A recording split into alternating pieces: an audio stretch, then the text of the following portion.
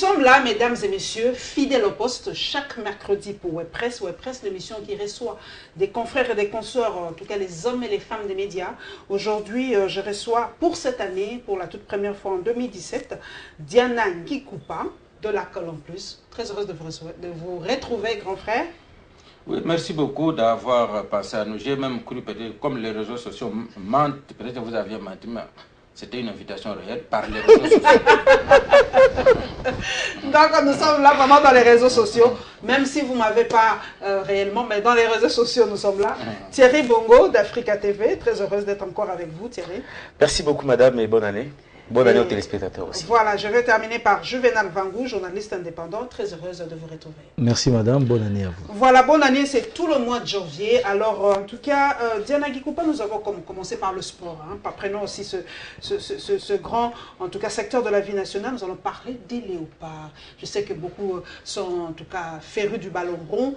La toute première prestation des léopards pour cette CAN, quelle est votre lecture? C'était une réussite par coup de chance, comme à l'habitude, comme le disent écoutez, c'est une prestation qui nous a donné des sueurs froides, mais en sport, il semble que ce qui compte, c'est le résultat. Nous avons 3 points et c'était important. Mais l'équipe que nous avons crié, mettez, Kebano, mais ce qui est arrivé, c'est que l'entraîneur même a reconnu que le milieu n'a pas fonctionné. Et bon, puis moi quand je le dis, on dit non parce que c'est leur fils. On aurait dû, à la place du capitaine Moulumbo, retenir un Hervé Kagé par exemple, qui ferait de la vitesse, de la vitalité au milieu, un peu dans le style Bolasie. Mais ce match, ce qui est important, nous avons joué contre le 12e joueur marocain qui était l'arbitre. C'est vrai que sa prestation était vraiment très médiocre. Vérification faite, on constate que c'est le même arbitre contre lequel, qui avait reçu le coup de trahison pour lequel il avait été suspendu pendant 12 mois. Et le Sadus aussi. C'est le même arbitre. Alors, je me suis posé la question, est-ce que cet homme s'est vengé ou bien il est tout simplement médiocre? On est étonné que la CAF continue à aligner des arbitres comme ça. Donc, heureusement, bon. Thierry Bongo, est-ce que l'absence de Bolasie s'est fait ressentir et nous allons prendre l'arbitre? Est-ce que quand on ressent comme ça, il y a des téléspectateurs, des férus de ballon qui disent que l'arbitrage a été mauvais? Est-ce que la CAF peut sanctionner durant cette coupe? Comment on va attendre la fin de la CAN? Aujourd'hui, aujourd'hui, avec la technologie, on sait revoir les prestations des arbitres. Ils sont cotés justement par rapport à leurs prestations. On sait revoir, mais il y a aussi cet important lobby que la RDC doit faire maintenant, même au niveau du sport, au niveau du football. Il y a aussi des lobbies qui doivent être faits, parce qu'on ne fait pas seulement politique. Il faut aussi que ça doit être fait au niveau du sport pour qu'on puisse faire entendre notre voix, nos protestations, parce que, en tout cas, nous n'avons pas pu comprendre qu'on puisse aligner un arbitre qui a des antécédents avec des joueurs congolais, avec des Congolais particulièrement. Et sa prestation était totalement médiocre. Pour revenir à votre première volet de votre question, Bolasie a vraiment manqué à cette équipe. Ibenga a aligné une équipe extrêmement défensive. On a eu l'impression qu'ils s'étaient mis d'abord la pression avec leurs déclarations qu'on a tous suivies dans les réseaux sociaux. Et ils se sont dit que la meilleure des choses à faire, c'est de ne pas perdre d'abord, conserver le score pour le premier match. Et il a aligné une équipe extrêmement défensive avec 3 casseurs plutôt au niveau du milieu de terrain. Aucun animateur. Et notre ami Bakambu, l'excellent Bakambu, n'a pas pu briller à son poste d'avant-centre parce qu'il n'avait personne pour lui fournir de ballon. Ce n'est pas une émission sportive, mais on peut lancer une petite analyse dessus. Donc nous souhaitons à ce que Ibenge puisse avoir plus d'ambition dans les matchs à venir, parce que des équipes comme la Côte d'Ivoire, si on y va avec un système... ce vendredi. C'est déjà ce vendredi. Si on y va avec un système aussi défensif, on risque d'avoir beaucoup de pépins. Maintenant, j'aimerais aborder en une minute peut-être ce qui s'est passé autour de ce match, autour de cette équipe nationale. Toutes ces déclarations extrasportives qui ont peut-être aussi miné le comportement, le moral, et même qui a créé un petit peu cette petite prudence au sein de la composition de l'équipe. Il faut qu'on puisse mettre les choses de côté. S'il y a eu des problèmes administratifs en termes de problèmes d'argent, ça peut arriver. Ce n'est pas la fin du monde. Il ne faut pas qu'on en fasse les 7 plaies d'Israël, de l'Égypte. Non, il faut qu'on puisse le régler en toute toute responsabilité et non en faire un problème. Il faut plus que ce soit une récupération politique, qu'on ait dire que là des joueurs qui ont été instrumentalisés par des politiciens, pour qu'on ait sortir des déclarations peut-être fortuites de politiciens à côté qui auraient dit qui vont ajouter plus que ce que les primes que les joueurs auront. Il faudrait qu'on puisse mettre la politique à côté. On a tendance un petit peu à trop politiser ce qui se passe dans le pays. On met la politique partout. J'ai été vraiment profondément déçu de l'attitude de beaucoup de nos politiciens dans les réseaux sociaux et ailleurs qui ont fait des déclarations dans le sens que voilà, des mains noires auraient poussé les joueurs à s'exprimer comme ils l'ont fait à travers les réseaux sociaux pour réclamer leurs droits. Et je souhaite et j'interpelle ainsi la classe politique de s'occuper des problèmes qui sont importants, qui s'occupent de la Senco, qui s'occupent des problèmes de Premier ministre et compagnie de gouvernement, qui laissent le football qui est comme le seul dénominateur commun, la seule chose qui crée la paix et l'unité nationale aux footballeurs et aux amis sportifs que nous sommes. Qui nous laisse tranquille avec le foot, on ne veut pas de problème. Juvénal, vous avez suivi ce match. Oui. Comment était votre, en tout cas, tension à ce moment-là? Parce que moi, personnellement, les matchs des Léopards, je ne le suis pas parce que je suis déjà trop tendu. Alors, comment ça a été la prestation des Léopards? Qu'est-ce qu'on doit changer dans cette équipe? Bon, j'essaie de comparer la politique au sport. Hein. Donc, c'est pareil, quand vous alignez mal, n'attendez pas de bons résultats. Hein.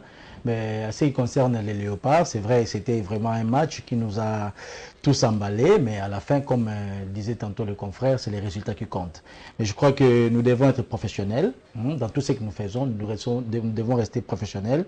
Nous avons déploré le comportement de l'arbitre, mais jusque-là, je n'ai pas entendu la FECOFA écrire au niveau de la CAF ou de la FIFA, s'indigner par rapport au comportement de l'arbitre. Je n'ai pas entendu. Officiellement, non. C'est le moment, il faut en parler. Hein, Thierry parle de lobbying, c'est ça même. Il faut quand même bouger, même s'il n'y aura pas une suite favorable, mais il faut quand même essayer. Il faut quand même écrire, dénoncer certains comportements pour qu'à l'avenir, ça ne puisse pas revenir. Parce que jusqu'à la RDC, c'est un pays comme un peu amorphe. Hein. Donc on peut nous taper, nous regardons, nous sourions. Or, sur le terrain, nous devons manifester aussi certains comportements pour démontrer que nous sommes une nation. Hein, une nation qui compte dans ce monde. Donc, attendons voir vendredi, comme nous avons déjà nos 3 points. Mais contre Côte d'Ivoire, je sais qu'Ibenge aussi avait la sueur froide. Donc, tout le monde de même. Donc, il va essayer de bien aligner pour que nous ayons un résultat mérité. Un autre côté de ce sport, c'est la vente des maillots. Moi, j'ai relevé ce côté-là, parce que quand on regarde les autres pays, il y a les fanatiques qui portent les maillots de leur équipe et tout ça. Aujourd'hui, grand frère Diana Gikoupa, qui vend officiellement le maillot des Léopards? Voilà, on dirait que vous êtes en train de m'avancer. Aujourd'hui, en quittant chez moi, en regardant ce maillot, j'essaie de me poser des questions. Ailleurs, ce sont des ressources. Évidemment, pour l'équipe. Des recettes pour l'équipe. Avec ce maillot, on peut résoudre beaucoup d'autres problèmes, en même temps commander des maillots. On constate que ce maillot sont faits par, moi je les appelle mes compatriotes chinois, qui le font et l'amènent ici, ils vendent comme ils veulent. Donc la FECOFA ne réagit pas n'importe où. Donc ces maillots-là ne sont pas, tous ces gadgets-là, en rapport avec les léopards, ne sont contrôlés par personne. C'est vendu par des opportunistes chinois qui ont produit ça, alors que ça devrait être produit par l'équipe nationale et vendu d'une façon réglementée, de façon que ce sont des recettes pour que le gouvernement ait le moyen de continuer à encadrer cette équipe. Sur le net, moi j'ai posé la question parce que nous investiguons, on a dit que non, c'est une compagnie turque, O'Neill, qui fait ces maillots, que ça se vend à 60 €. Mais il faut aller dans le site de cette entreprise-là. Vous êtes au courant, mais ici, comment la FECOFA peut laisser cette manne-là aux mains des étrangers? Moi, je ne mâche pas mes mots. C'est vraiment des millions et des millions de dollars qui s'envolent comme ça aux mains des Chinois et des Pakistanais. C'est une erreur. En fait, c'est que ce qui se fait dans les équipes nationales, dans les grands clubs européens aussi, c'est que les équipes signent des contrats avec des équipementiers. Ces équipementiers, quel est l'équipementier? Les équipementiers, enfin on ne sait pas si c'est un équipementier ou les Léopards ont acheté chez O'Neill pour avoir un habit. Hein, c'est déjà un problème parce qu'au départ on parlait de... Adidas, moi j'avais dit que c'était Adidas. Bon, Adidas, je n'ai pas entendu ce nom-là, mais on a fait Ernest, on a fait Ernest, on a fait Erea, maintenant on est avec O'Neill. O'Neill c'est une deuxième expérience, je m'en rends compte. Mais le problème avec les équipementiers, c'est qu'en principe ils versent l'argent à la fédération pour l'équipe nationale. Ils achètent les droits d'image de ces vareuses. Ils donnent des bonnes sommes d'argent parce qu'ils savent qu'ils vont récupérer dans la vente des maillots. En principe, c'est ça. S'il y a un contrat avec un équipementier, comme le font les grandes nations, comme le Cameroun le fait avec Puma, c'est une marque exclusive de l'équipe nationale. Comme les grands clubs comme le Real de Madrid le font avec Adidas, ce sont des centaines de millions d'euros qu'ils payent au club pour acheter les vareuses et qui vont récupérer dans la vente des vareuses avec les noms des joueurs. C'est de l'argent, comme le dit mon aîné ici, qu'on ne gagne pas, qu'on perd comme ça. Et nous nous posons toujours la question de savoir si réellement la FECOFA n'a pas un contrat avec ONIL, si la FECOFA n'a pas perçu de l'argent chez ONIL pour habiller les léopards de cette façon. Si c'est le contraire, alors vraiment on est loin de donner le meilleur de nous dans cette Coupe d'Afrique des Nations, parce que toutes les grandes nations de football ont des contrats avec des équipementiers. Et ils ne sont pas très nombreux. Moi je n'ai vu que Puma, Adidas, Nike j'ai pas encore vu, et peut-être Kappa dans 2 équipes comme ça, mais la plupart ce sont des équipementiers qui paient de l'argent aux équipes nationales et qui récupèrent cet argent dans la vente des maillots. Je peux ajouter en disant ceci que j'ai écouté le ministre Bakonga qui a même parlé de stock qu'ils avaient avec leur équipementier. C'est qui les équipes, le maillot que portent les léopards, c'est avec un équipementier. Mais le maillot qui se vend, c'est peut-être pas avec l'équipementier, parce qu'on en voit de plusieurs qualités. C'est ça le problème, parce qu'en fait, la réalité, l'équipementier, quand il vient chez vous, il vous donne de l'argent, il achète les droits d'image, il achète les droits de ce maillot. Maintenant, la vente, ce qui se fait après, ça ne vous concerne plus. Vous avez déjà perçu l'argent. Alors, s'il nous dit que c'est un équipementier, qu'il nous dit combien on leur a remis, combien ONIL a donné à l'équipe nationale pour avoir le droit de l'habiller, et on peut savoir un peu pas ce que ça engrange. J'ai suivi ces débats-là aussi. ONIL aurait perçu une somme d'argent de la part de la fédération, mais en échange, il nous a donné un stock limité. Alors ce n'est pas un équipementier. Voilà, il y avait un stock limité autour de 70 000 vareuses pour mettre à disposition de la population. Bon, le Congo, nous sommes 70 millions, vous avez 70 000 vareuses, donc c'est une goutte à l'océan. Alors, vous voyez, donc c'est un marché qui est à la merci de tout le monde. Donc, c'est les temps que nous sommes professionnels, madame. Est-ce qu'on ne peut pas avoir les grands équipementiers, on en a cité, c'est pas pour faire le... Mais c'est pour ça que Thierry parle de lobbying. Mais on ne peut pas avoir Puma, Adidas, je ne sais pas moi. Il faut des grands équipementiers. Les grands équipementiers, justement, c'est le lobbying. C'est le lobbying et c'est lié aussi au résultat des léopards. Aujourd'hui, nous avons une équipe... C'est ce que je dis. Aujourd'hui, nous avons une équipe qui est compétitive. Nous sommes arrivés à la dernière CAN 3e. On est dans le classement FIFA parmi les 10 premiers.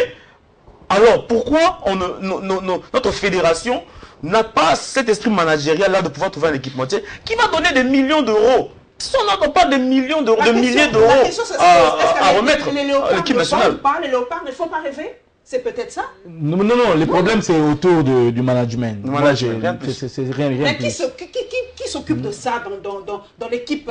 C'est la fédération, c'est pas l'équipe nationale. Ils ont une personne qui doit s'occuper de cela. Il y en a une. Et bon, je ne sais pas citer son nom ici, mais apparemment, cette personne est défaillante.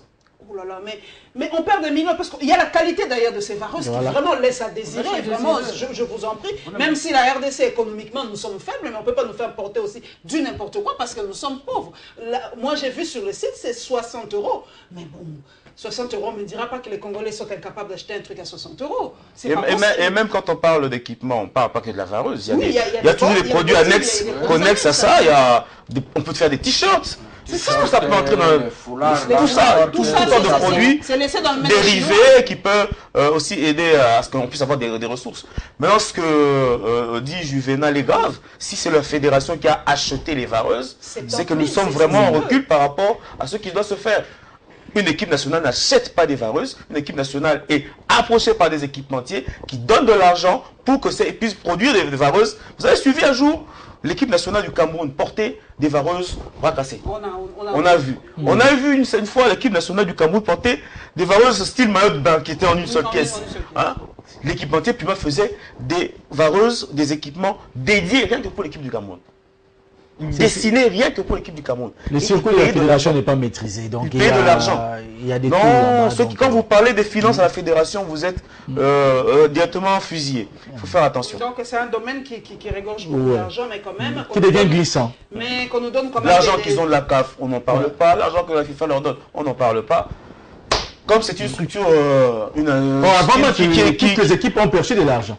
Voilà. Toutes les équipes en compétition ont perçu il y a une enveloppe de plus de 235 000 qui a été donnée pour chaque équipe. Qui participe déjà. Mais on a connu des problèmes des primes des joueurs. Bon, on ne sait pas l'argent de la CAF, de la CAF, oui, qui fait la fédération avec cet argent-là, et le gouvernement congolais participe. À quelle hauteur, nous ne savons pas toutes choses. On ne maîtrise rien, donc finalement, c'est verrouillé. Je crois qu'il faut remettre, il y a un vent de changement qui devrait souffler aussi. Comme il y a un vent de changement dans l'organisation de l'équipe nationale, je pense qu'il est temps qu'il puisse avoir aussi un vent de changement au niveau de la fédération congolaise. Surtout par rapport à ça, parce que moi, la qualité des vareuses que j'ai vues, ça m'a donné vraiment... Monsieur Omar est déjà devenu un grand cadre à la FIFA, à la CAF, qui laisse la fédération à d'autres personnes, qui auront plus de temps à lui donner. Voilà, nous prenons un autre sujet qui est encore vraiment... très important, c'est la situation à l'Est. Diana Gikoupa, 200 discordants au sommet des deux États. Le gouvernement congolais nous a dit qu'il y avait une colonne de M23 entrée par Ichacha. Le gouvernement Paluku a d'ailleurs lancé une alerte, est devenu lanceur d'alerte. On n'a pas dormi, il y a une colonne, il a cité des noms. Et le lendemain, le gouvernement ougandais dit niet, ils n'ont pas de problème avec la RDC. Si nous avons nos problèmes, nous n'avons pas inventé des problèmes par rapport à l'Ouganda. Quelle est la vérité? Qui ment dans ce dossier de M23? Ben, mais écoutez, si c'était la première fois, je pourrais m'étonner. Vous savez que l'Ouganda et le Rwanda nous ont mené la guerre, mais ils n'avaient jamais accepté qu'ils étaient derrière RCD, qu'ils étaient derrière le MLC et consorts. Il avait fallu des investigations pour qu'on attrape même les gens sur le terrain. Derrière M23, vous vous souvenez des gens qu'on avait mis devant la monnaie pour qu'ils acceptent qu'ils étaient derrière le M23. On a vu le M23, des faits qui avaient commencé au sud Kivu, à coller au niveau du parc Virunga, et arrivé à News, là-bas à la frontière, ils sont, comme vous savez le film de Robelux, ils se sont multipliés comme Robelux se sont multipliés et jusqu'à tenir tête. Et on a dit, les experts de l'ONU, le rapport de l'ONU dit que le Rwanda offrait le recrutement, l'arme et consorts. Mais ils n'ont jamais accepté. Donc ça serait étonnant aujourd'hui que si l'Ouganda avait accepté de dire oui, c'est moi, alors c'est ce qui m'étonnerait. Mais que le Rwanda et l'Ouganda démentent, mais c'est dans sa nature de démentir et de mentir. Parce qu'en fait, je ne vois pour quelle raison le gouverneur sortirait. Parce que ce n'est pas la première fois. On avait dit autrefois que ces réfugiés avaient disparu. Et la lettre venait même de l'Ouganda lui-même. Que les gens, un groupe de réfugiés, avaient fui leur camp. Comment ils étaient surveillés pour fuir. Et que dernièrement, puisque Kinshasa n'a pas dit qu'il les a arrêtés à Kinshasa, ils ont été arrêtés en Ouganda même. Et ils étaient armés. Donc, le gouverneur du Nord Kivu s'était étonné comment les gens pouvaient s'enfuir, chercher à entrer au Congo avec des armes. Ces armes les ont pris ou alors qui devaient être contrôlés, vérifiés, désarmés au Rwanda. Ça, c'est un problème. Si l'Ouganda n'avait aucun intérêt sur ces gens, pourquoi ne les a-t-il pas rapatriés depuis ce temps-là? Il y a eu amnistie, il y a eu des études, il y a même François Mwamba avant qu'il aille perdre son ambition à l'opposition maintenant, il était là. Il fallait que les gens rentrent. Pourquoi ils ne rentrent pas? Pourquoi l'Ouganda ne leur montre-t-il pas la frontière d'y aller chez vous s'il n'a aucun intérêt sur ces gens-là? Donc moi, ça ne m'étonne pas que l'Ouganda demande. Ça ne vous étonne pas. Thierry Bongo, la position de l'Ouganda aujourd'hui, mais quand même, va de pair, si je peux me permettre l'expression, avec la position de la MONUSCO. Aujourd'hui, la MONUSCO a dit aussi que nous, il n'y a pas de troupes des M23 en République démocratique du Congo. Bon, ce que moi je suis vraiment pratiquement gêné et étonné, c'est qu'une guerre, ça ne se mène pas par des déclarations. Alors si réellement il y a une colonne une colonne de 300, on a dit 300 hommes. 300 hommes armés du M23. Nous avons une armée nationale. Nous avons les forces de la MONUSCO sur terrain. Ils pourront riposter. Ce sont les déclarations. Les déclarations, c'est de la politique. Quand on voit toutes ces déclarations, on se pose la question si réellement les gens qui sont obligés qui sont chargés de gérer ce dossier ne font pas autre chose que ça. Parce que, à mon sens, s'il y a mutins M23, comme on les appelle miliciens, ou je ne sais pas, rebelles M23 sur le sol congolais, il relève de l'armée, des services de sécurité, de les appréhender, de les arrêter, si pas de les éliminer, et de nous présenter, justement, comme on l'a toujours si bien fait, à travers la RTNC et les autres médias associés, ces mutins-là, voilà, ce sont eux, ces M23 qui sont venus de manière belliqueuse attaquer la République démocratique du Congo. Une colonne, ils sont venus faire quoi? Ils ont pris quelle position? Ils ont arraché quel territoire? Ont-ils arraché quel territoire? La MONUSCO aujourd'hui dit qu'elle n'a eu à faire aucun combat. C'est étonnant. Maintenant, moi je me dis que c'est quelque part une sorte de distraction. Une distraction qui ne dit pas son nom. S'il y a M23, je pense, s'il y a M23, je crois qu'il relève des services de sécurité, de l'armée, des services de défense, de pouvoir les appréhender et de les éliminer. Qu'on nous arrête ces discussions, ces discours ou ces déclarations. Voilà, M23, ici, cela, un gouverneur qui commence à tweeter. Bon, c'est l'RDC. Donc, voilà ce qu'on veut. On veut plus de déclarations, on veut des actes. C'est ça le problème. Juvenal Vango, est-ce que c'est mal pour un gouverneur, c'est vrai que Thierry l'a relevé, de donner l'information? Il a lancé l'alerte pour dire aux gens, attention, il y a une colonne des ennemis qui, en tout cas, ont fait éruption en République démocratique du Congo. Faites attention, c'est quand même aussi son rôle. Les réseaux sociaux sont là aussi pour lancer l'alerte. C'est vrai que Thierry n'en veut pas, il a dit plus de déclarations. Le gouverneur, c'est un officiel. Agissons. Est-ce que c'est son rôle à lui de lancer ce genre d'alerte? Bon, madame, c'est question d'être sérieux ici. Hein? Donc, comme nous sommes en train de le dire, les gouverneurs, c'est un monsieur. C'est un responsable. C'est le numéro 1 de la province. Donc je pense qu'il ne pouvait pas tweeter de la manière dont Thierry parle là, donc alerter les gens sur les réseaux. Il a des canaux, hein, des canaux appropriés pour alerter les personnes. Ce n'est pas au niveau des réseaux sociaux, vous allez crier. Et puis aujourd'hui, je voudrais aussi ici relever un fait, madame. Lorsque vous avez une maison qui sointe, la partie qui sointe là, c'est la partie sensible quand il y a la pluie. Quand déjà l'homme, le nuage commence à noircir, vous commencez déjà à regarder le coin de la maison. Hein? Donc c'est le milieu déjà fragile. Aujourd'hui, en répétition, l'Est est l'unique partie qui a dérangé pendant longtemps le pouvoir. Nous avons à un certain moment eu peur, on pensait que l'Équateur c'était même un canal où devait passer tout ce monde-là parce qu'on nous a fait croire que les Équatoriens étaient contre ces régimes. Mais aujourd'hui, l'Équateur, c'est la partie calme, le Bas-Congo, le Bandundu et toutes les provinces là qui sont nées, pas de problème. Mais l'Est, pourquoi ça continue les cris continuent là-bas? Et aujourd'hui, on nous a parlé de la montée en puissance de du FARDC. Où sont les FARDC maintenant? Mais moi, j'ai ouï dire aussi il y a plusieurs questions. Des informations dignes de foi, que cette colonne a été arrêtée. Donc, de sources dignes de foi, la colonne est entrée, mais elle a été arrêtée à temps. Je vais dire aussi. Donc, la question, mon grand frère Diane Gikoupa, les frontières sont-elles aussi poreuses? Comment les gens entrent chez nous aussi facilement? C'est vrai qu'on ne peut pas délimiter avec... mais prenons la position de Donald Trump, mettons un mur carrément et arrêtons tout ça. Vous savez, ma soeur, moi, en tant que journaliste, je suis heureux que le gouverneur donne l'information par tous les moyens. Que ça soit par tweet ou quoi. Pour nous, ça m'étonnerait qu'un journaliste ne soit pas content qu'on ait donné l'information. Ça, c'est notre... Quitte à nous à vérifier, à approfondir. Mais le gouverneur a donné la première information. Nous devons être heureux. Et puis, ce n'est pas le fait qu'on a annoncé qu'on n'a rien fait. Donc, le gouverneur n'a pas dit les FARDC ont l'arme au pied et pendant ce temps, ces gens sont en train d'entrer. Cela ne veut pas dire lorsqu'on annonce l'entrée des gens et qu'on n'a rien fait. Ils sont où? Ils ont pris quelle localité? Mais voilà. Donc, à ce moment-là, nous aurions voulu qu'on nous donne toute l'information. On les a arrêtés, ils sont là-bas. Mais le rôle du gouverneur, c'est de donner l'information qu'il y a eu des gens. La MONUSCO, mes chers amis, la MONUSCO, et le même M23 et Tatra, comment c'est la MONUSCO les avait vus? Les avait-ils combattus? Non. Non, nous devons savoir qui est avec nous. Nous devons compter sur les FARDC et non pas sur la MONUSCO. La même MONUSCO qui vend les uniformes du Congolais, de l'armée congolaise aux étrangers, la même MONUSCO qui est à Goma, le M23 entre l'armée en bandoulière, ils ont combattu. Donc pour le moment, vous allez attendre aujourd'hui que ce soit la MONUSCO qui dit nous avons vu et nous avons combattu.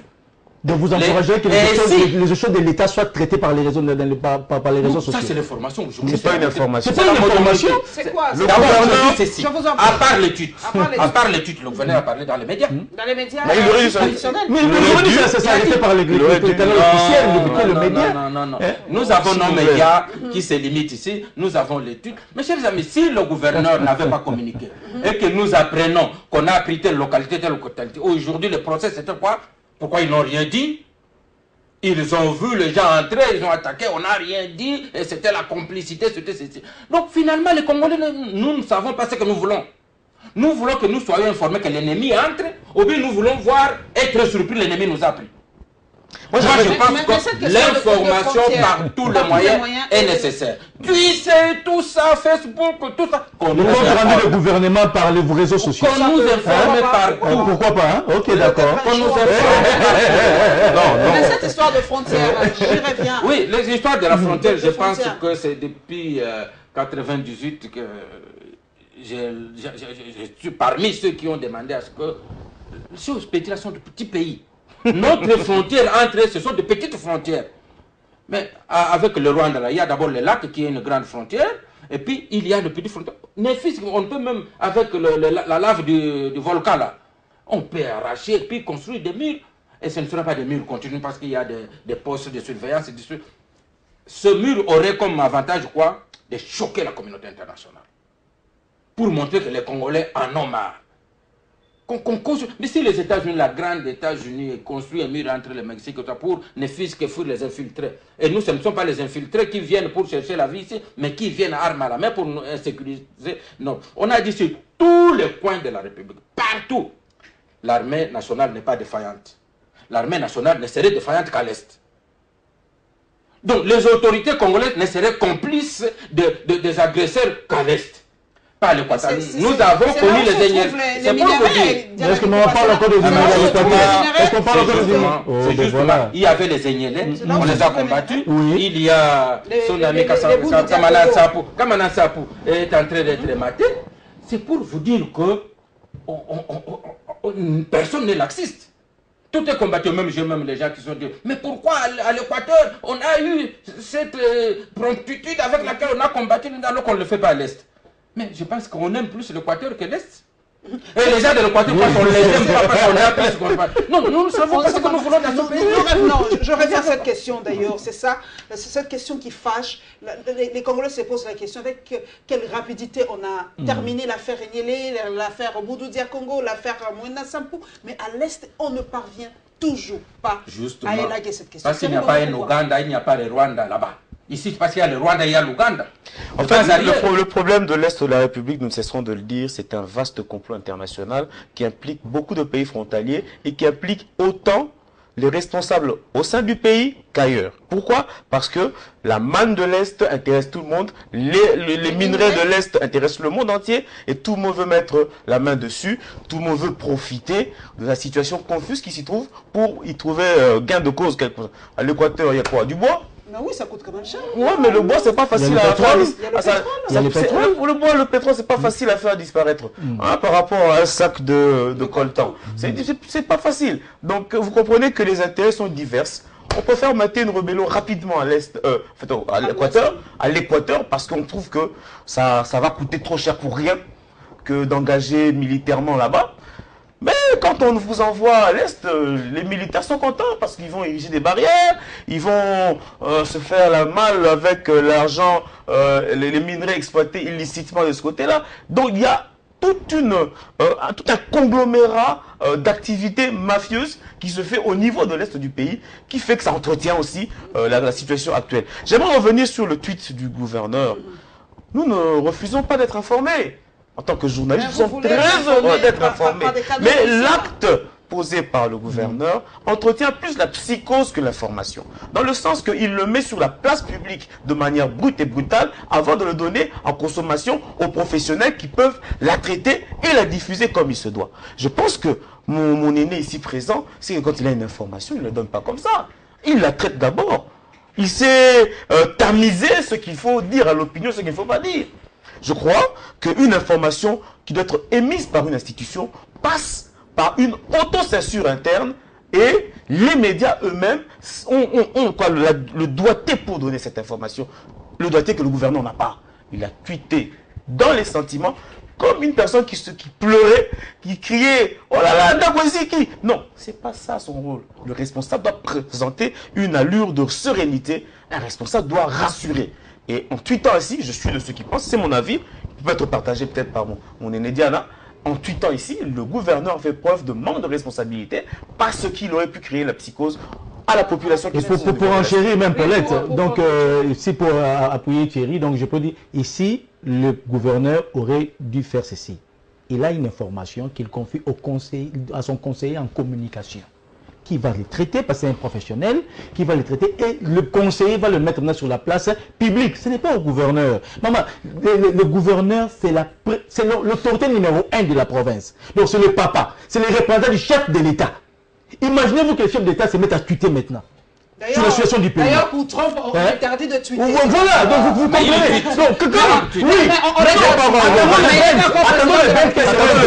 ça ne sera plus ainsi. C'est pourquoi moi je suis en train de militer pour que les journalistes que nous sommes, les professionnels des médias que nous sommes, que nous soyons considérés et valorisés par les hommes politiques. Ils ont leur boulot en tant que politique et nous avons le nôtre en tant que communicateurs, communicatologues, tout ça. Donc c'est à nous maintenant de prendre l'information, de traiter l'information et enfin de le mettre sur la place publique. La manière dont tu as dit, c'est réel. Les trucs là, si vous les lisez, et les commentaires qui s'en suivent. Hein? Et les gouverneurs... Est-ce que vous avez vu le tweet? Vous avez vu la manière qu'il a les commentaires. Les gens alors vous êtes comme ça à discuter avec la population en plus du tweet, j'ai suivi le gouverneur dans différents médias. Ça nous encourageons. Cela n'empêche pas que le gouverneur puisse tweeter. Les tweets maintenant, c'est un moyen de communication. Ça doit être encadré. Ça doit être encadré. Vous voyez ce qui se passe avec Donald Trump. Les Américains, d'ailleurs, les hautes instances américaines l'empêchent aujourd'hui de tweeter parce que ces tweets provoquent en tout cas des cataclysmes. Chaque fois qu'il tweet, il y a des réactions qui sont... La bourse tombe. Donc les tweets ont une force... Le gouverneur, on ne lui pas savoir. Mais les institutions du pays. Un gouverneur mais représente le président du chef de l'État. En ce qui concerne l'Est, que ce soit l'Ouest et tout ça, un simple conseiller qui tuterait pour dire qu'à Bandundu il y a telle situation ou bien au Kwilu, ça n'aurait pas d'impact. Nous savons aussi que... Non, nous savons aussi ce n'est pas un simple conseiller, monsieur. Nous savons aussi que la crédibilité de l'information dépend aussi de la source. Une information donnée par un fonctionnaire et une information donnée par le gouverneur lui-même, il y a plus d'informations. Ce qui nous intéresse aujourd'hui, quand on a donné l'information, où est-ce qu'on les a arrêtés? Nous voulons la suite. Mais le reste, moi je suis parfaitement d'accord avec le gouverneur, même s'il y avait d'autres moyens. Mais il y a la presse locale. Il y a les ondes. Il y a la presse locale. Voilà, il y a la presse locale. Nous allons terminer par la Senco. Thierry Bongo, aujourd'hui en tout cas, la Senco est en train de se débattre comme vraiment un diable. Permettez l'expression, je sais que vous êtes chrétien comme un diable dans vos bénitiers, pour en tout cas faire passer l'accord du 31 décembre. Mais il y a des couacs et des couacs et des couacs. Aujourd'hui, en tout cas, on ne sait pas si cet accord sera vraiment appliqué. Donnez-vous encore une chance à cet accord du 31 décembre pour son applicabilité aujourd'hui. Bon, je suis déjà congolais. pour l'ouverture des médias, les délais déjà dépassés. Alors on se demande si vraiment ça sera appliqué. Je suis congolais, je ne peux qu'espérer que le bonheur du Congolais puisse se réaliser. Mais je constate avec vous que l'accord aujourd'hui prend des allures d'un contrat entre Étienne Tshisekedi et sa bande, et Joseph Kabila et les siens de l'autre côté. On sent une certaine subjectivité dans la réalisation, dans la matérialisation de l'accord. Il s'agit maintenant plus des principes, mais il s'agit des personnes. Il s'agit de mettre tel à telle place pour que tel et tel autre soit d'accord ou pas. Vous sentez que c'est plus les sentiments qui interviennent que l'objectivité elle-même. On peut accepter l'un comme on peut refuser l'autre. Et ce débat ordurier, que moi je trouve ordurier, deux personnes, ne devait pas l'être. Je reviens encore sur ma position de la fois passée. Les acteurs politiques du Congo sont les grands responsables de ce qui se passe maintenant, et je les condamne le plus négativement possible parce qu'ils sont totalement désintéressés de la souffrance de la population congolaise. Ce qu'ils font aujourd'hui prouve à suffisance qu'ils s'en foutent éperdument du Congolais lambda qui habite à Kingasani, qui habite à Kiseso, qui habite à Kitambo, qui habite à Yolo ou je ne sais où.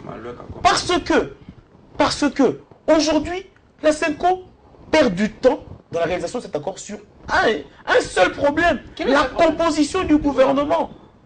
La composition du gouvernement. Et on se pose la question de savoir quel est le mal ce gouvernement que nous avons aujourd'hui il a fait. Est-ce que c'est un problème de personne? Rien qu'un problème de personne parce que tel doit être là, parce que cette personne-là incarne cet accord, il faut nécessairement qu'elle soit là, qu'on doit tout bloquer. Non, je crois qu'on est parti très bas. On est parti très bas. Oui, dans le sens oui, que... enfin, vous allez avoir... oui, dans le sens que, aujourd'hui, on aurait pu croire que le rassemblement qui portait une certaine image d'espoir pour la population pouvait faire un pas vers l'abandon de soi, vers l'au-delà de sa personne, l'au-delà de ces personnes qui sont pour privilégier l'avancement de la démocratie. Si on estime dans un camp que pour les choses avancent, c'est tel qui doit être là, on n'est pas différent du camp qu'on combat. Diana Guikoupa, aujourd'hui, l'accord de la SENCO, c'est déjà amorné? Bah, mais c'est pour vous dire que ce qui se conçoit bien s'énonce clairement, et les mots pour le dire, quand les prémices sont fausses, la conclusion de la SENCO ne pouvait qu'être fausse. Moi, je me suis toujours posé la question, quelle est la base légale de ce qui se passe à la SENCO? Parce qu'au départ, nous avions cru que sur base de l'accord de la cité de l'UIA, qui dans son article 24 laissait l'ouverture, c'est dans ce cadre-là que les évêques sont allés chercher le rassemblement. Pour faire l'inclusivité. Pour faire l'inclusivité à l'accord qui a été convoqué et autour duquel toute la communauté internationale s'est mise. Mais maintenant, on constate que les évêques ont préféré fabriquer autre chose avec 30 personnes. Et cet accord-là fermait autour des individus. C'est pourquoi pour la première fois depuis que le monde existe, je suis d'accord avec eux. Hein? Donc, ça est devenu un dialogue autour des individus. Des gens qui ont commis des viols emblématiques, les gens qui ont fait des escroqueries emblématiques pour être emblématiques eux-mêmes, et tout le dialogue, c'est autour de ça. Autour de ça, parce qu'en fait, si les évêques étaient sincères, ils allaient dire quoi? Nous arrivons à l'accord, maintenant, rappelons tous ceux qui étaient à l'accord, à la cité de l'OIA, puisque là, ils avaient laissé l'ouverture, voilà, nous leur ramenons les autres. Mais puisque là, c'était question pour le rassemblement, du milieu, ceux qui étaient à la cité de l'OIA, pour dire, voilà, vous aviez fait là pour rien, nous venons de faire un deuxième dialogue, là c'est nous, vous là, on peut vous balancer comme dire, vous ne représentez rien. Et j'apprends même maintenant que le secrétaire général de l'UDPS aurait déjà demandé à M. Kalamba, à la CENI, de laisser le quota à la CENI, à l'UDPS. Allez-vous aussi comprendre quelque chose? Cet homme a été désigné par l'UDPS qui était au Parlement, qu'on dit avoir été révoqué. Mais comment vous pouvez, quelqu'un était quelque part, vous dites, je ne vous reconnais pas, mais ce qu'il a gagné vous intéresse, vous pouvez le gagner, vous pouvez le rappeler. Et alors, on laisse Badi Banga en place. Puisque en demandant le mandat que c'est que qu'on appelle le groupe parlementaire de l'UDPS a gagné au Parlement, on reconnaît ce groupe-là qu'il appartient au rassemblement. Parce qu'on ne peut pas être de l'UDPS et ne pas appartenir au rassemblement. On laisse Badi Banga, il est déjà de l'UDPS. Comme le dit Diana Guikoupa, qu'on laisse carrément Sami Badi Banga travailler, parce que là on ne comprend plus rien. Est-ce que cet accord, je répète la question, est déjà amorné? Parce que là vraiment, quelques semaines après la signature, ça fait 3 semaines déjà. J'ai beaucoup d'estime pour mon aîné et pour mon confrère, mais là je suis écœuré. Je vous en prie, c'est votre droit. Quand ils parlent ainsi les deux, si nous sommes à la SEMCO, c'est pourquoi, madame? Il faut commencer par là. L'accord de l'OIA, c'est pourquoi? Est-ce que s'il y avait eu élection, on serait dans ces accords-là? C'est parce que nous n'avons pas eu élection. Et qui est à la base? Il y a eu une équipe qui a dirigé, qui devait nous amener aux élections. Et c'est là qu'ils nous ont pas donné les élections. Tout un pays comme la RDC a raté les élections. Ces gens n'ont jamais été sanctionnés dans ces pays. Ils sont libres. Nous avons pu avoir le premier dialogue grâce à M. Vital Kamerhe qui a accepté d'amener l'opposition. Les autres étaient dehors. Mais le chef de l'État, le commandant en chef, chef suprême, tout ce que vous voulez, le chef de l'État numéro 1 du pays, a estimé que les autres enfants qui étaient dehors doivent venir. Il confie les bons offices à la SEMCO. Qui, à son tour, avait déjà le cahier de charges du rassemblement. Madame, qu'est-ce que vous voulez que la SEMCO fasse à ce moment-là? Ils ont posé la question au chef de l'État. Devons-nous faire table rase? Allez-y, nous sommes tous Congolais. Résoudons ce problème. Ce qui a été fait est fait. Aujourd'hui, nous sommes à un moment où quelques personnes veulent induire le chef de l'État en erreur en laissant le chef hors du débat. Or, le chef est dans les débats. Et il est à 100% dans le débat. Et il veut l'évolution du débat. Aujourd'hui, quand il parle de la composition du gouvernement, nous sommes Nous avons commencé ce débat très loin. Nous sommes déjà très proches de l'arrivée. Vous voulez compliquer en parlant de l'animateur du gouvernement. Rassemblement, ça bloque toujours. MP Rassemblement, ça bloque. C'est l'enfoirement des As, ça bloque. Majorité Rassemblement à couteau tiré. Voilà. Donc le rassemblement... L'animateur du gouvernement a choisi la candidature de Félix. Donc tout... L'animateur, parlons de l'animateur. C'est là où ça bloque, ne mâchons pas les Les autres estiment. C'est ça l'animateur. Ils ne peuvent pas valider, investir un nom élu. Ça, c'est ce qu'a dit la MP aujourd'hui. Parce qu'ils estiment que c'est Félix qui est déjà cité, tout ça. Mais qu'est-ce que nous avons autour de noms de personnes? Si Félix Tshisekedi aujourd'hui, il n'est pas la première personne à être fils d'un homme connu. Mouzé, quand il est arrivé dans ce pays, Mouzé a pris tous les fils et filles des gens connus. Nous avons vu ça aux États-Unis, un papa qui a laissé le pouvoir au fils, le Bush, sur la démonstration. Nous avons vu ça aujourd'hui même chez nous ici, le secrétaire général, le secrétaire permanent de Palou. C'est le fils Kizenga. Là-bas, il n'y a pas de problème. Mais quand on parle du fils, c'est qu'il ça va créer maintenant un problème. Non, non. L'AMP, nous devons être réalistes. Ne brûlons pas les pistes. Nous avons déjà avancé. Laissons les rassemblements conformément à l'accord proposer son candidat qui sera nommé par le chef de l'État. Nous avons déjà avancé, qu'on ne cherche pas au nom, et on a un poids politique à l'Assemblée. Non, personne, pour le moment nous parlons, personne n'a gagné les élections parce qu'il n'y a pas eu d'élection. Nous sommes tous Congolais. Maintenant, donnons-nous la chance là de donner à ce peuple les élections en 2017. Pourquoi nous allons nous compliquer? Pourquoi ce cœur-là de Satan doit admettre que les Congolais? Pourquoi nous ne pouvons pas aller au-delà de ça, M. Diana? Pourquoi nous ne pouvons pas nous contribuer tous à la paix? Ce qui m'interpelle, je suis bien heureux de l'entendre parce que ça, c'est un discours politique. Pourquoi nous en sommes parce qu'on n'a pas organisé les élections? C'est vrai, mais nous avons une constitution. Qu'est-ce qui est dit dans la Constitution? Qui est le juge des institutions?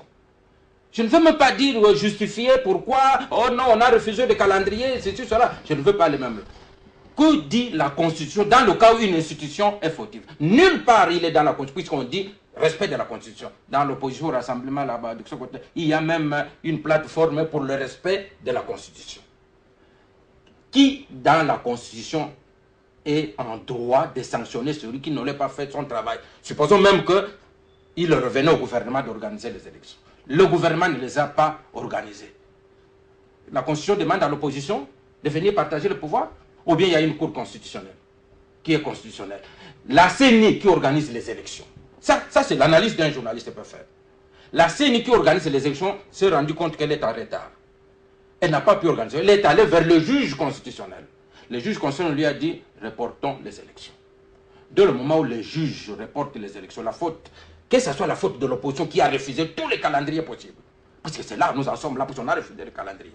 Le dernier calendrier organisait les élections dans le délai constitutionnel. On l'a refusé. Le calendrier était indigeste, le calendrier était non consensuel, et le chef de l'État a convoqué le dialogue depuis novembre 2015 pour qu'on résolve les problèmes, qu'on trouve un consensus autour des élections. Pourquoi on n'a pas organisé le dialogue? Qui refusait le dialogue? Non, ne faisons pas de déclarations. C'est pour vous dire que soyons conséquents avec nos actes. D'accord. Moi, j'aimerais juste dire, malheureusement, je n'ai pas suffisamment de temps pour développer ma pensée. Je ne suis pas aux antipodes de ce que vous pensez, mais un petit peu au centre. Dans le sens que les évêques ont manifesté une très bonne foi. On ne peut pas dire que l'Église catholique a échoué. L'Église a manifesté une bonne foi. Pourquoi? L'Église a estimé que le salut de tous ces dialogues, tous ces forums, c'est l'inclusivité. Il ne faut pas qu'après que les gens se soient mis d'accord, que d'autres personnes viennent encore dire que non, moi je n'étais pas dedans, voilà, je ne me retrouve pas dans ça, et qu'ils puissent, parce que la légitimité va poser problème après le 19 décembre, réclamer une certaine légitimité pour parler au nom du peuple. C'était ça le problème. Les évêques ont totalement raison de pouvoir chercher le plus large consensus possible. Et si ça traîne encore jusqu'à aujourd'hui, c'est dans cette recherche-là du large consensus que les évêques sont en train de faire que tout cela traîne encore. J'aimerais dire ceci, je suis d'accord avec vous. Il n'y a pas eu d'élection. Il n'y a pas eu d'élection. Depuis 2000, disons, on sort aujourd'hui en 2017, depuis 2015, 2013, on savait qu'il n'y aurait pas d'élection en 2016. On le savait. La CENI qui devait avoir des crédits chaque année pour pouvoir constituer son budget n'avait pas reçu. Le rapport de la Cour, la CENI n'existait pas de 2012 à 2014. Le rapport, la CENI existait. Le rapport de la Cour, venait en 2014. Malou, ce n'est pas la CENI. Rechercher la paix. Malou, ce n'est pas la CENI. Le comité n'était pas là. Je dis, Malou, ce n'est pas la CENI. On a fait partie de l'institution. On a attendu 2 ans. On parle de l'institution CENI. On parle de l'institution CENI, une institution qui est dirigée par des gens et qui a une administration en soi. Et quand l'administration organise. Non, mais l'administration existe. Ce n'est pas Malou qui détient l'argent de la CENI. Cette administration n'est pas Malou qui détient l'argent de la CENI. S'il vous plaît, permettez-moi de chuter en disant les évêques terminent leur permettez-moi en disant les évêques à terminer leur travail. J'aimerais chuter en disant ceci. Nous avons raté, nous Congolais, à cause de notre subjectivité, à cause de cet esprit satanique qu'a dénoncé Juvenal Vangou, l'occasion de nous entendre au dialogue qui s'était tenu au niveau de l'Union africaine. Et moi je dis que c'était totalement, excusez-moi, j'ai sorti un mot mauvais, c'était vraiment malhonnête de la part des politiciens de refuser de se mettre autour de la table pour discuter. Le rassemblement. On a refusé. Pourquoi aujourd'hui, tout ce temps qu'on a perdu nous rattrape? C'est le rassemblement qui a refusé. Voilà, chacun a son point de vue, c'est ça la beauté de WebPress. Merci en tout cas à Diana Gikupa de Colombe, le journal à Colombe Plus. Merci à Thierry Bongo d'Africa TV et merci à Juvenal Vangou, journaliste indépendant. Encore bonne année à vous, en tout cas chers confrères et consoeurs, en tout cas à tous mes followers sur les réseaux sociaux. Merci en tout cas à tous les reporters sur le terrain qui ne cessent de nous donner l'information en tant qu'ils tweetent. Eux sont des journalistes, ils ont le droit de tweeter. Merci donc à Politico CD, Actualité CD, Zoomeko et en tout cas à 7 sur 7.cd et à tous les reporters sur le terrain. En tout cas, c'est grâce à vous et moi, j'ai pas honte de le dire. En tout cas, que nous avons de très bonnes informations et surtout à temps. Et nous nous retrouvons, mesdames et messieurs, avec le même plaisir.